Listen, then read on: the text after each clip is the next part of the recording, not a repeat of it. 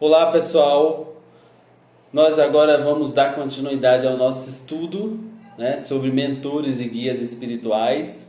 Nós paramos na última parte, na parte 2. Nós paramos na questão 510 e vamos dar continuidade aqui falando sobre esse universo de como trabalham, de como agem esses espíritos que nos tutelam.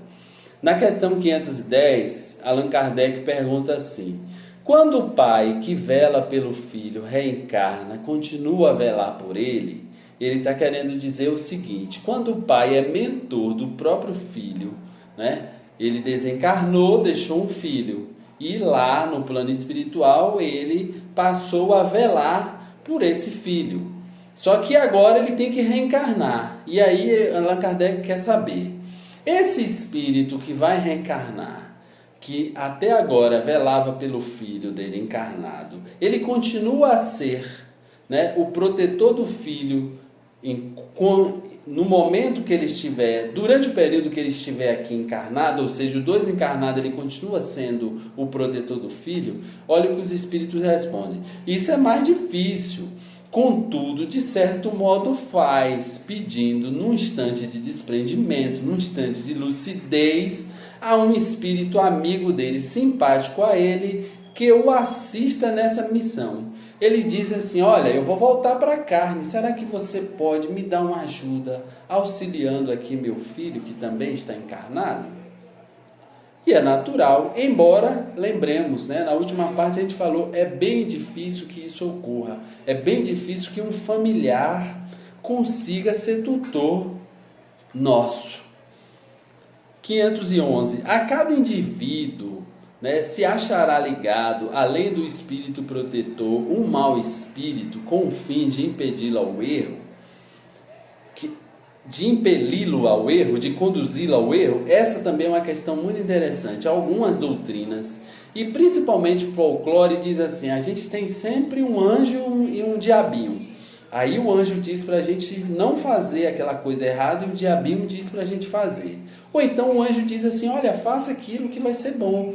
E o diabinho diz assim: olha, vai não, fica com preguiça aí, vai assistir uma série no Netflix, vamos maratonar o Netflix hoje. Não vamos para o centro espírita não vamos para a reunião mediúnica não, porque aquele negócio é muito chato. Aí o anjo diz: vai meu filho, vai lá, vai para a casa espírita assistir uma palestra. E aí o diabinho diz: não vai não, vai na praia, vai tomar uma cervejinha, vai sair com seus amigos, você está ficando muito carola, você está ficando muito chato acreditando nesse negócio de religião. Isso é um folclore. Não faz sentido a gente, com o entendimento que a gente tem hoje das leis divinas, a gente ainda acreditar que Deus vai ficar nessa dualidade brincando conosco, conduzindo a gente ao bem e ao mal. Não, não existe isso. Isso não é condizente com os ensinamentos que os espíritos superiores nos trazem, com a codificação de Kardec, com nada disso. Deus só quer e só faz o bem. O mal é fruto da nossa ignorância e Deus permite o mal para que a gente aprenda com ele que o bem é muito melhor. Ponto. Então, não existe essa questão de a gente ter um mentor do mal e um mentor do bem. Folclore. Quando a gente quer ceder a um espírito do mal, é porque a gente quer. Ele não é nosso mentor. Ele não foi designado para nosso mentor. Ele é objeto das tentações que nós programamos para nós vencermos as nossas más inclinações. E aí cabe a cada um vencer ou não. Podemos ter muitos espíritos protetores? Olha a pergunta 512.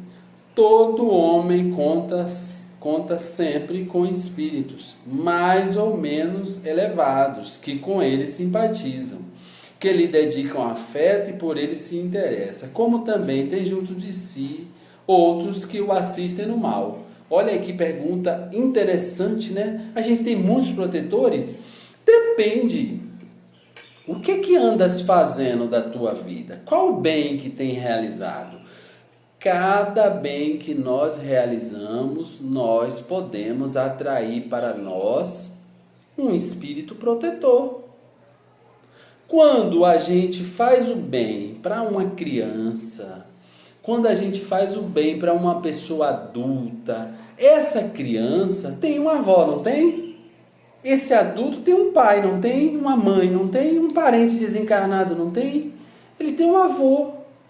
Então, quando a gente faz o bem para ele, que o avô vê que a gente fez um bem para ele, será que aquele avô, aquela avó, aquela mãe, aquele pai não foi conquistado em seu coração por nós? Será que se em alguma situação no futuro nós precisarmos de um auxílio espiritual, de uma intervenção, de um advogado orando por nós, pedindo a Deus um auxílio ou qualquer outra coisa, esse espírito que nós ajudamos alguém que ele ama e que estava encarnado junto conosco, não vai ser advogado nosso? A resposta é óbvia. Por isso que Jesus fala o tempo todo, o bem que nós fazemos a alguém será nosso advogado pela eternidade. Então nós temos ou muitos espíritos nos protegendo, nos tutelando, se nós buscamos realizar o bem, ou nós temos um monte de espírito nos oferecendo ideias do mal, da negatividade, se nós nos rendemos ao mal. É sempre uma balança e no meio estamos nós, decidimos. Quer ter muita gente torcendo por nós? Faz o bem. Quer ter gente torcendo contra nós, tentando nos prejudicar e conseguindo nos prejudicar? Faça o mal. É simples assim. E a gente deve sempre pensar nessa questão de proteção, de guia espiritual, como uma partida de futebol. É interessante essa analogia pelo seguinte: imagine uma partida de futebol. Nós somos o atacante do nosso time. Lá tem um time A, o time B e a torcida a favor do time A e a torcida a favor do time B. A torcida a favor do time B é contra o time A. A torcida a favor do time B do time A é contra o time B. Então a gente tem que pensar o seguinte: olha, eu sou do time A, eu sou o atacante do time A, eu que decido a partida, eu sou o jogador. Vamos pensar que o atacante é sempre o jogador mais importante para a gente melhorar a nossa analogia. No futebol nem sempre é, mas vamos pensar aqui que o atacante é a pessoa mais importante do time. Ele é que decide a partida, ele que faz o gol, então ele é o mais importante. Vamos pensar assim. Quem são as outras pessoas que fazem conjunto do nosso time? Quem são os outros 10 jogadores? Nossas virtudes. Nossas virtudes jogam a nosso favor. O amor que nós temos, a paciência que nós temos, a humildade que nós temos, a vontade que nós temos. Então, tudo que a gente tem de virtude joga no nosso time. Quem está no time oposto? Tudo aquilo que nós ainda temos que conquistar como virtudes. Então, o nosso orgulho, a nossa vaidade, a nossa petulância, a nossa preguiça, tudo que não é virtude em nós está jogando contra nós. Quem é a torcida a favor de nós? Todo mundo que a gente conquistou pelo amor, pelo coração. Todas as pessoas que nós já fizemos bem em várias reencarnações que nós já vivemos, está na torcida a favor do nosso time. Quem está na torcida que está torcendo por aquilo que não é virtude nossa, por aquilo que pode fazer a gente tropeçar? Todo mundo que a gente magoou, todo mundo que a gente conquistou através do mal que a gente realizou. Todo mundo que nos ama de forma doente está na torcida do time B, torcendo pelo time B para que ele nos vença, para que nosso orgulho, nossa vaidade, a nossa presunção, né, o nosso narcisismo, o nosso egoísmo, a nossa maldade, o nosso ódio, todos esses jogadores façam uma goleada em nós e que a gente perca essa reencarnação. A mesma coisa é pensar em mentor espiritual, protetor, e Deus é o juiz. As leis são os juízes, não Deus. As leis divinas são os juízes, porque as leis são os próprios executores de Deus. Então ele está ali, um juiz imparcial, não precisa VAR, não precisa de nada, não precisa de VAR, não precisa verificar se marcou bem ou não. As leis são soberanas, são automáticas e elas não erram. Então a gente tem que pensar, Se a gente quer gente torcendo por nós, nos auxiliando, nos fazendo bem, torcendo para que a gente consiga vencer, faz o bem. Faz o bem e faz o trabalho de autotransformação para enfraquecer o time B e fortalecer o time A. Quanto mais humildade eu tiver, quanto mais a minha humildade for um bom jogador, mais chance eu tenho de vencer o time B. Quanto mais bem eu realizar, mais eu incorporo gente na minha torcida do time A. E menos pessoas vão estar no time B. Porque o time B, vendo a minha transformação, vai passar a ser do time A. Essa é a matemática, é a ciência de vencer a obsessão. Então a gente deve pensar, aqui é uma partida de futebol que se encerra quando termina a vida. Quando termina a vida é 45 do segundo tempo, aí tem que ir para lá para o plano espiritual para fazer um balanço, uma reorganização, estudos, aprimoramentos, ir para o cantinho da reflexão, ficar sentadinho lá no cantinho da reflexão analisando o que fez para começar uma outra partida que vai durar 90 minutos, 90 anos, 40 anos, 50 anos, 60 anos, depende. Né? Mas o importante é pensar que é uma partida. Essa analogia nos ajuda muito a entender o que é estar encarnado, o que é protetor a favor, o que é espírito obsessor torcendo contra. E olha lá, 513. Os espíritos que conosco simpatizam atuam em cumprimento de missão? E aí os espíritos respondem, não, raramente. Quer dizer, né? Com frequência, desempenham missão temporária, porém, a mais das vezes são apenas atraídos pela identidade de pensamento e sentimentos. Assim para o bem como para o mal. É mais do que a gente falou. Exatamente isso. Ou seja, o espírito simpatiza conosco. Ele se sentiu atraído pelo bem que a gente pensa e realiza e sente, ou pelo mal que a gente pensa, realiza e sente. Os espíritos familiares são os mesmos a quem chamamos espíritos simpáticos e espíritos protetores. E aí ele explica, né, na 514, numa resposta bem comprida que nós já sintetizamos várias vezes. Ele diz assim: há gradações de proteção e simpatia, querendo dizer, né, o que nós já explicamos. Nós podemos ter espíritos familiares e protetores que não são mentores. E todo mentor é um espírito protetor também, porque nem todo protetor tem condição de ser mentor, nem todo familiar tem condição de ser mentor. Mas ao nosso redor está uma nuvem de testemunhas que são obsessores, espíritos simpáticos, espíritos familiares desencarnados, o mentor e todos aqueles que simpatizam com as nossas ideias, com os nossos trabalhos, com as nossas realizações aqui na Terra. 515.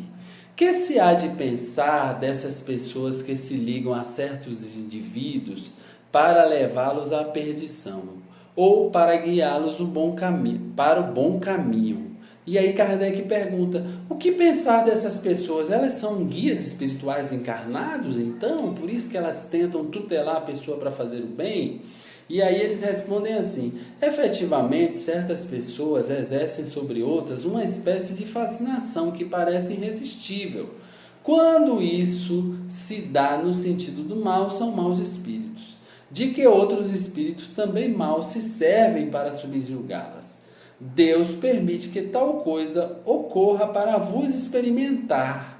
E quando ocorrem essas inspirações para o bem, são espíritos bons que entram em nosso caminho para nos ajudar a realizar o bem. Mesmo não sendo espíritos mentores nossos encarnados, eles são inspirados pelos nossos mentores ou por espíritos protetores ou simpáticos a nós para nos ajudar, porque Deus precisa da mão dos encarnados para fazer com que os seus desígnios também aconteçam. Não é? Então, às vezes, é alguém que nos consegue um emprego no momento de dificuldade, é alguém que nos instrui, que nos orienta, que nos dá uma palavra de consolo, é alguém que foi inspirado pelo nosso mentor ou por algum espírito que nos simpatiza para nos ajudar no momento de necessidade. 15:16. Poderiam os nossos bons e maus gênios encarnar a fim de mais perto nos acompanharem a vida, né? Isso às vezes se dá, porém, o que mais frequentemente se verifica é encarregarem dessa missão outros espíritos que estão encarnados e que lhes são simpáticos. E aqui parece haver uma contradição com o que a gente está dizendo, porque ele diz assim: poderiam os nossos bons e maus gênios encarnar? Como assim mau gênio? A gente acabou de dizer que não tem mau gênio, mas o que o Allan Kardec está dizendo aqui é o seguinte: pode os nossos benfeitores, seja ele espírito familiar, protetor ou mentor, encarnar para nos ajudar a fazer o nosso planejamento, para executar o nosso planejamento reencarnatório? E ele diz: pode. E pode também o mau gênio reencarnar? E ele diz: pode. O que é esse mau gênio que Allan Kardec está dizendo? Os espíritos que antagonizam conosco, os nossos obsessores. Mas aí ele diz: poder pode, mas geralmente eles não reencarnam. Eles usam espíritos encarnados que lhes são simpáticos.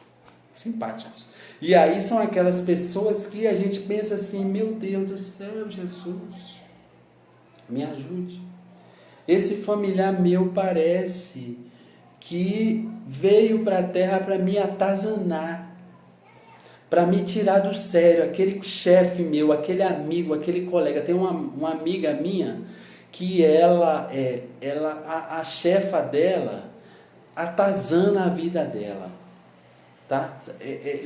Toda vez que ela me fala, eu fecho os olhos e eu vejo a empresa que ela trabalha como uma senzala. A chefa dela é aquela senhora de escravos e ela é uma escrava. E ela vai me falando e eu vou vendo a chefa dela dando chibatada nela, assim, dando chibatada. Então eu fico pensando assim. Aí outro dia ela chegou para mim e falou assim mesmo: olha, eu tive um sonho tão interessante, Flávio. Eu digo: foi mesmo, minha irmã? Me conte aí. Sonho interessante é sempre bom saber. Ela disse: eu sonhei que eu estava numa sala sentado, uma sala toda ornamentada numa época distante, parecia aquelas épocas coloniais do Brasil ou da Europa, e havia uma empregada que me servia a refeição, o café da manhã, e eu olhava para aquela refeição e eu não gostava, e eu pegava a tigela e jogava no chão e chamava ela de imprestável e mandava ela limpar e humilhava ela. E eu fiquei espantado que quando ela virou para mim, eu vi, era minha chefa, a chefa de hoje. E eu sentada lá como alguém assim, da burguesia, que tinha dinheiro, tinha posses materiais. Aí ela falou assim: você acha que esse sonho tem algum sentido? Será que isso bate com a minha realidade de hoje? Você acha que eu poderia ter feito isso? E isso justifica o fato dela me tratar tão mal hoje? Aí eu estava no telefone falando com ela, né? Eu disse: não, imagina, nada, bobeira sua pensar isso. Não é nada, porque da próxima vez os espíritos vão fazer um tape, sei lá, um filme, que aí no filme vai ter a introdução, né? Vai ter as legendas, vão aparecer, vai aparecer desenho, certo? E tudo para você entender, porque mais claro do que isso para mim é impossível. Então, nessa situação, pode ser, né, tirando a brincadeira, pode ser que ela tenha visto uma cena da vida dela, de uma vida, que justifique essa antipatia que a chefa tem com ela, porque no setor dela tem várias pessoas, mas a chefa pega no pé apenas dela, apesar de todo o esforço que ela faz para ser uma boa funcionária. Mas pode ser que essa pessoa que faça isso nem seja alguém de nossa reencarnação anterior, de uma reencarnação passada.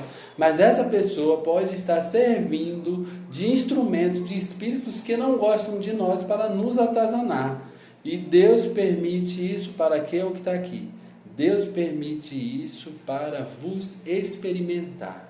Experimentar aqui que Allan Kardec colocou é para dizer assim, é para desenvolver a nossa paciência, a nossa resistência, a nossa resiliência, a nossa vontade, é para diminuir a nossa vontade de matar alguém, para extinguir essa vontade, entendeu? De esganar a pessoa, e Deus permite isso para dizer, vamos ver se realmente ele já parou com a vontade de querer matar os outros.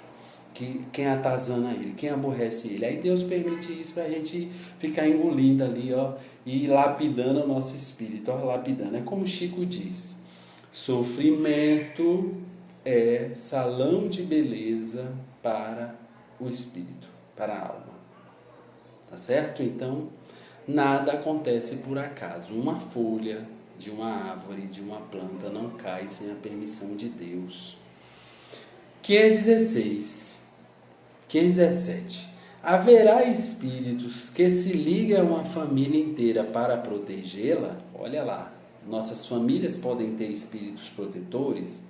Alguns espíritos se ligam aos membros de uma determinada família que vivem juntos e unidos pela afeição, mas não acreditei em espíritos protetores do orgulho das raças. Olha que interessante. Lógico, seguindo a mesma matemática, os nossos familiares que desencarnam, eles são espíritos familiares que estão lutando pelo sucesso das famílias, dos seus familiares aqui. A minha avó morreu com 92 anos. Depois de 20 e poucos anos, ela deu sinal de vida, ou melhor, sinal de morta, começou a aparecer para alguns familiares médiuns, e hoje nós temos certeza que ela trabalha em prol da família que ela deixou.